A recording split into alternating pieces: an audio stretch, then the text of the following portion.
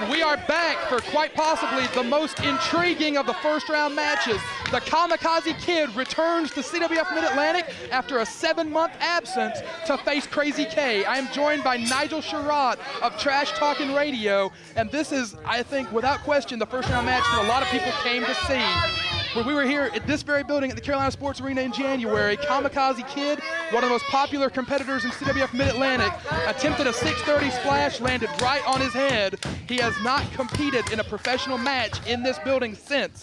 He's taken a couple of warm-up matches to prepare himself for this tournament, but this is the homecoming for the Kamakazi Kid. Will Crazy K spoil that homecoming? I don't know why everybody's concerned about the Kamakazi Kid, to be quite honest with you. It's his fault he was taking such a high-risk maneuver. And if you ask my opinion, he was not so smart in doing so, but collar and elbow tie-up nonetheless. And these two men showing their displays of strength here in the middle of the ring. This is a very, very interesting first-round match on paper at the end of the Rising Generation League tournament in 2003, a tournament of up-and-coming competitors we have every year here at CWF Mid-Atlantic. Crazy K defeated Kamakazi Kid in the finals of that tournament. Since that time, they have been very uneasy allies in tag team matches, but you've got to believe Kamakazi Kid is as motivated as anyone in this tournament to make this night count. Well, you know what I believe? I believe that if Crazy K can beat him once, he can do it again. But anyway, it looks like the Kamakazi Kid tightening up on that arm of Crazy K here. And this great tournament that we see here going on, fans. Blocks the kick. The fans here at the Carolina Sports Arena are really behind the hometown boys, so to speak. And Kamakazi Kid, at one point, undoubtedly one of the most popular competitors in all of CWF Mid-Atlantic. And CWF Mid-Atlantic now the host of this tournament. A lot of people in this building right now are considering Kamakazi Kid one of the favorites to take the whole thing. Well, they can consider all they want to, but it's being displayed out here in the middle of the ring. Obviously, Crazy K has the advantage of health in this contest, and quite possibly fan participation may not be enough to prove a victory for the Kamakazi. Who is that dwarf ringside over there? That'd be Kid Kazi, the mascot, so to speak, for the Kamakazi Kid. I tell you what, though, you can't take anything away from Crazy K. One advantage that he does have over Kamakazi Kid, like I said, has wrestled, I believe, 3 times since January 8th when he crashed and burned on a 630 splash. Crazy K, however, wrestles a full schedule. He's got a lot more ring time lately from the Kamakazi Kid. But he eats a clothesline from the Kamakazi Kid. You gotta wonder, though, if that ring rust is gonna be a factor. Well, it certainly will, and as you said, you brought up your point, Crazy K is wrestling a full schedule. And that may be bad on the body of Crazy K, but that also gives him a lot more experience, a lot more challenge to base his competitor off. A big splash into the turnbuckle there onto Crazy K. But I don't think that's going to phase him out. I think Crazy K has a lot more gas left in his tank as he's thrown to the ropes. And a big spinning heel kick there. Kamakazi Kid, this guy's on fire. Crazy K's been on the defensive more often than not in this contest. Referee Katie Kincaid counts 2. What? A woman referee? Female referee, that's right. A regular here in CWF Mid-Atlantic. And I believe her 3rd year as a professional and does a tremendous job for us. Well, that's one man's opinion. What's he doing? Oh, looks like he was setting up. Got him in that fireman's carry now. Airplane spin. Sits out into, I believe, a stunner. Had the leg hook also. See, I told you this guy was the pick. I told you from the beginning. Crazy K, go ahead and pin him. It's over with. Going to Crazy K to win the whole shebang.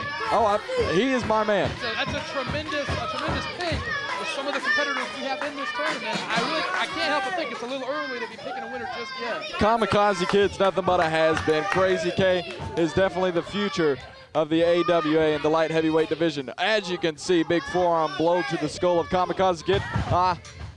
Crazy K was distracted by one of the fans. I tell you, I talk about Kamakazi Kid. Crazy K has got a lot to prove in this tournament as well. Had a less than memorable outing in Ring of Honor a couple years ago, and he wants to break that stigma and prove himself as a top-tier player in the American wrestling scene, and winning an AWA World Championship to do just that. Do you know who this man is trained with? Jeff Hardy, Matt Hardy. He's the protege of those two brothers. How could you not consider that in this contest. That Crazy K definitely training with those two men, having victories over AJ Styles. Steve Carino, who is the AWA World Heavyweight Champion, that he couldn't pull off the AWA Light Heavyweight Championship victory in this tournament. Crazy K arguably has the best pedigree of anyone in this tournament, just like you said, trained by the Hardy Boys, a member of the Omega roster. Whoa, slides out from under. Whoa, ducks the kick. Kazi going for that big boot, got nothing. Kick to the bag. Crazy K outsmarted him on that exchange. Kamakazi Kid trying to squash Crazy K like a bug, but that turned out to be, well, not successful, as you can see here. Looks like he's going for a roll-up here. Sunset, gets two. Kazi breaks out, hooks a leg, flip over. Kamakazi Kid with a big knee to the sternum. I'll tell you what, Kamakazi Kid looks like he's going to win this thing. He's definitely my pick for this contest.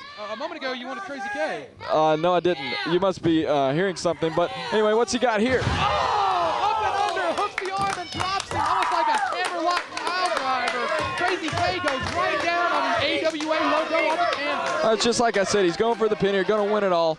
I predicted it, and that's why they call me the teenage heartthrob sometimes. I know I see things.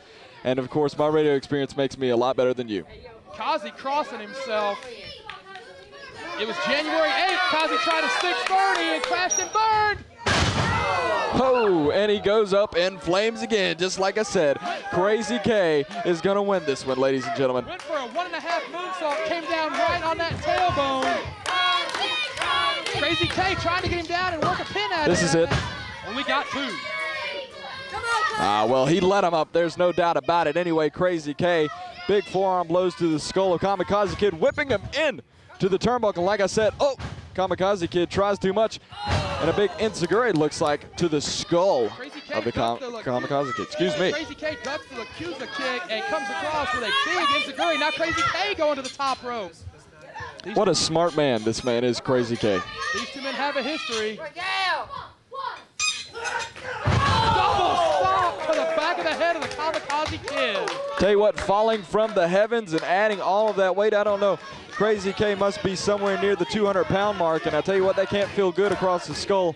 Maybe adding a little whiplash to the neck, and of course he's been out injured, so this is probably it right here. 1, 2. Only gets two. Crazy looks like he may have blown out a knee on that double stomp off the top.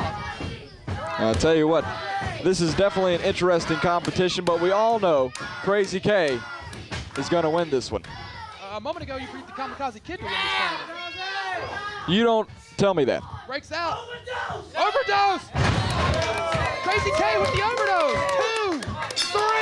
I'm a genius.